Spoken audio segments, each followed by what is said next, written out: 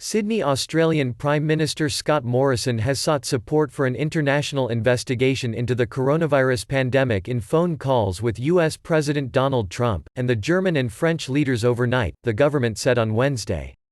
Australia's push for an independent review of the origins and spread of the pandemic, including the response of the World Health Organization (WHO), has drawn sharp criticism from China, which has accused Australian lawmakers of taking instructions from the United States.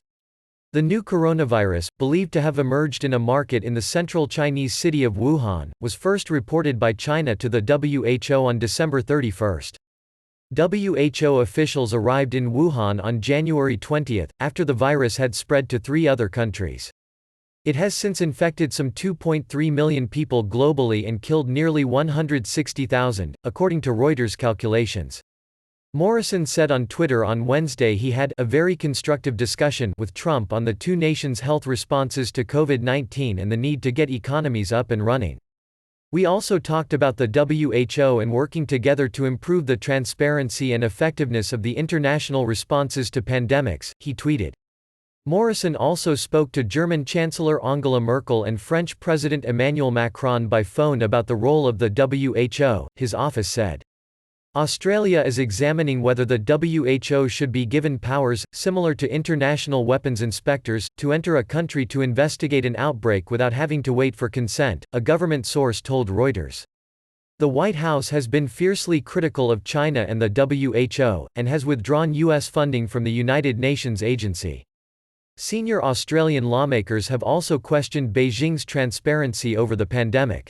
China's embassy in Canberra said in a statement late on Tuesday that Australian lawmakers were acting as the mouthpiece of Trump and certain Australian politicians are keen to parrot what those Americans have asserted and simply follow them in staging political attacks on China. But Foreign Affairs Minister Marise Payne has instead cast Australia as taking the lead in establishing an investigation because it was a liberal democracy with a proved history of shaping constructive global cooperation. No country need feel singled out, she wrote in the Australian newspaper. Richard McGregor, senior fellow with foreign policy think tank the Lowy Institute, said the vitriolic reaction from Chinese diplomats towards Australia, even as France and Germany also called for more transparency from Beijing, showed how bad bilateral relations are. Morrison had been restrained in his comments about China, McGregor said, but that doesn't seem to have won him any brownie points in Beijing, which now has a settled view of Australia as a U.S. lackey. Ties between Australia and China have soured in recent years, with Canberra the first government to exclude telecoms equipment maker Huawei Technologies (HWT) from its 5G network. Still, China is Australia's largest trading partner, buying more than 1/3 of the country's total exports, particularly iron ore and coal. Treasurer Josh Frydenberg said on Wednesday that Australia maintains a good relationship at the commercial level with China and local jobs relied on this. Australia has recorded just over 6,600 cases of the virus nationally, with 4 new cases on Wednesday. Infection rates have slowed from 25% in mid-March to less than 1% a day.